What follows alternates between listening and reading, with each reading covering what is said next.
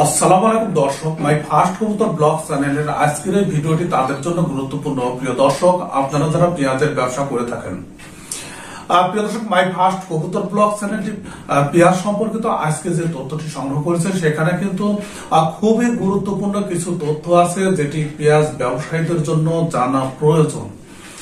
প্রিয় দর্শক, আজকে হাটগুলোতে মাই ফার্স্ট কবুতর ব্লগ চ্যানেলটি যে তথ্য সংগ্রহ করেছে সেখানে কিন্তু আমরা দেখেছি যে পেঁয়াজের বাজার দরটা অনেকটা নিম্নমুখী, তবে গতদিন থেকে আজকে কিছুটা বৃদ্ধি হলেও সর্বোচ্চ হাটগুলোতে পেঁয়াজ বিক্রি হচ্ছে 1600 টাকা থেকে 2200 টাকার মধ্যে। প্রিয় দর্শক, তবে মোস্ট ইম্পর্টেন্ট যে খবরটি সেটি হলো হিলি স্থল বন্দরে।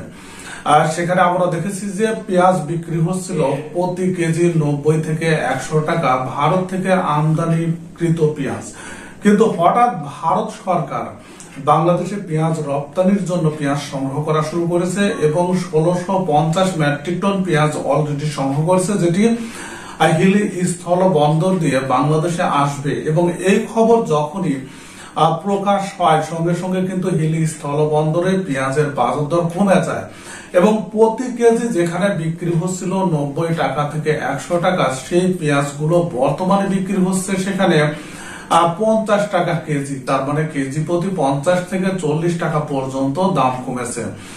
প্রিয় দর্শক, যখন ভারত থেকে পেঁয়াজ আমদানির খবরে পেঁয়াজগুলো যখন পাইকারি ক্রেতারা 70 টাকা কেজি ক্রয় করছিল, সেই পেঁয়াজগুলো কিন্তু বর্তমানে তাদের বিক্রি করতে হচ্ছে 50 টাকা কেজি এবং সেখানে খুচরা যেখানে বিক্রি হচ্ছিল 90 থেকে 100 টাকা কেজি, সেই পেঁয়াজ বর্তমানে খুচরা বিক্রি হচ্ছে 50 টাকা কেজি। প্রিয় দর্শক, এই খবরটি অবশ্যই আপনাদের সবারই মাথায় রেখে তারপরে পেঁয়াজ সংগ্রহ করা শুরু করতে হবে। প্রিয় দর্শক, এদিকে অনেক কৃষকেরাই কিন্তু বিপাকে পড়ে আছে। তারা বেশি দামের আশায়, অর্থাৎ যখন দামটা বেশি ছিল খুব তাড়াতাড়ি পেঁয়াজগুলো উঠিয়ে বিক্রি করার জন্য পেঁয়াজ পরিপূর্ণভাবে পরিপক্ক হওয়ার আগেই তারা কিন্তু পেঁয়াজ উঠিয়ে ফেলে এবং সেই পেঁয়াজগুলো ওজনে অনেক হালকা থাকে এবং তারা কিন্তু ব্যাপকভাবে ক্ষতির সম্মুখীন হয়।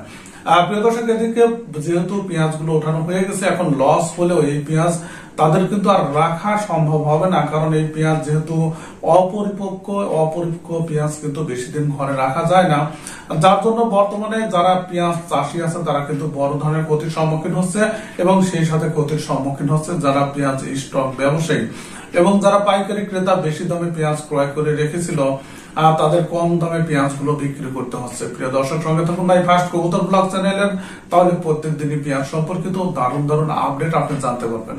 প্রিয় দর্শক, ভিডিওটি দেখার জন্য আপনাদের সবাইকে ধন্যবাদ।